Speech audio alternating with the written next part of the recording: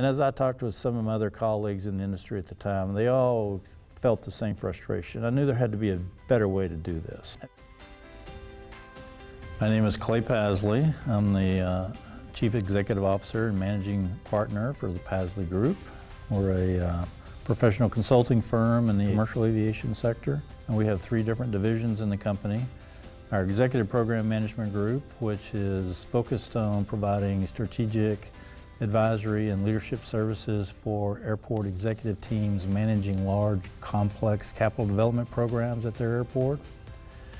We also have an advisory group who is focused on kind of enterprise level strategic dimensions of running an airport, capitalizing on the financial aspects of that and performance-based.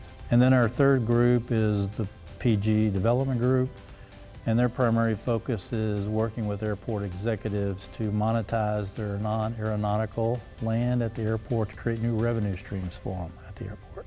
My aviation career really started in 1981 when I joined the staff at DFW Airport.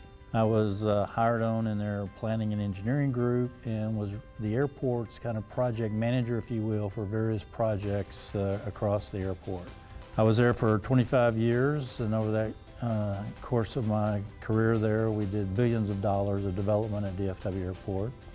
In 2006, after again 25 years at DFW, left, started Paslay Group firm, and for the last 17 years we have been providing those executive management services I mentioned previously to airports across the United States, building major complex capital programs at airports. Well, most of the large capital programs at an airport are multi-year programs.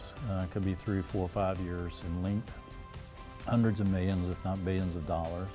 And historically, airports would hire a program management firm to come in and help them manage the project. That is not something they do on a daily basis. It may happen once in their career at an airport. 15 or 20 years ago, a lot of airport directors didn't survive large capital development programs because there were just so many opportunities for things to happen. So the airport director that started it was not always the one that finished the project. Schedule and budget are kind of a given, but it's all those other things that go into being successful at a project. You can be on schedule and under budget, but have a bad media or have a bad audit report, and it'll be perceived negatively as the project had a negative outcome to it. We have a saying that is, the only thing constant in large capital programs is change itself. So the ability to deal with change is not business as usual, and it's typically very difficult, that paradigm shift to get away from that. The amount of people involved, the amount of dollars that are being spent, the amount of contracts that are being let, the amount of materials that are being delivered, all of this happening at your operating airport. The administrative burden is tremendous. So it's a very challenging situation. It's very rewarding though. I mean, to see something built, something was yours, that you built as an airport executive is a tremendously rewarding experience, and something that stands there for many, many years. At DFW Airport, we were not much different than others. We would hire a big program manager. And as an airport owner, I felt kind of removed from the project, quite frankly. I didn't have the intimate knowledge about key decisions that were occurring. The program manager was kind of doing that. I talked with some of my other colleagues in the industry at the time. They all felt the same frustration. I knew there had to be a better way to do this. And that was really, I think, the genesis of creating the executive program model. As an airport executive, I'm thinking, what do I really need? What I really need someone who has the expertise, who has the experience in kind of the key disciplinary areas that are really a part of my team, that are there and aligned with me in terms of my success as an airport owner, the success of the airport. And so that's where we really then developed the idea of creating this management model called executive program management, where we would put 2 to 3 kind of key executive leaders in with the owner to really expand their capability with the experience and the knowledge they needed to actually go effectively plan, implement, and execute a major capital program. The value of executive program management, I think, can be measured in several ways. It's a team that's integrated with the owner. So now it becomes an extension of the owner's team, a trusted advisor. It is someone that kind of brings the experience that maybe the owner doesn't necessarily have, but because of the integration of it, now you've basically expanded the owner's capability to actually go manage something of this magnitude. I think the other key attribute of the executive program management model, and what really I think makes it different, those individuals are exclusive to that role, meaning they can't be supplying any of the other staff on the project, any of the other project managers or inspectors or contract administrators or estimators. Yes, you'll still need those, but it's an exclusive engagement with the owner, with these 3 or 4 key executives that are truly now aligned with the owner in terms of their objective, but also in terms of their motivation. They have no other motivation now other than the success of the project because of their exclusive nature. So now you have an alignment of not only objectives, but now you have an alignment of motivation between the executive program management team and the owner. So they truly are, you know, a super team coming together. Whereas the other companies, sure, they're aligned with the objective. They want to get the project done. They want it to be a great project, on schedule, on budget, but their motivations are going to be about driving their revenue.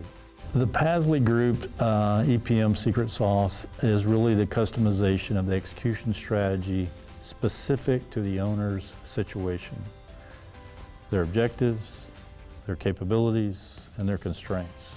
We take those 3 components and we work through a process where we evaluate the different delivery methods against those. So we score it with them, we weight it with them, and that gets them into an area of this is the best kind of delivery approach for their particular situation. We can then kind of customize that to get it very specific to their particular scenario. But once we have that defined, that now starts to tell us what kind of contracting structure we need, what kind of procurement structure we're going to use, what kind of payment structure we can use. It's going to tell us what kind of reporting systems we need to report out on, what the KPIs are that we need to report out on. It's going to tell us what our stakeholder engagement needs to be. That's going to tell us what our organizational structure needs to be. So now we have this completely integrated execution plan and strategy that's tied right back to their constraints, their capabilities, and what their objectives are. So now we're completely aligned with their situation as we go execute the program.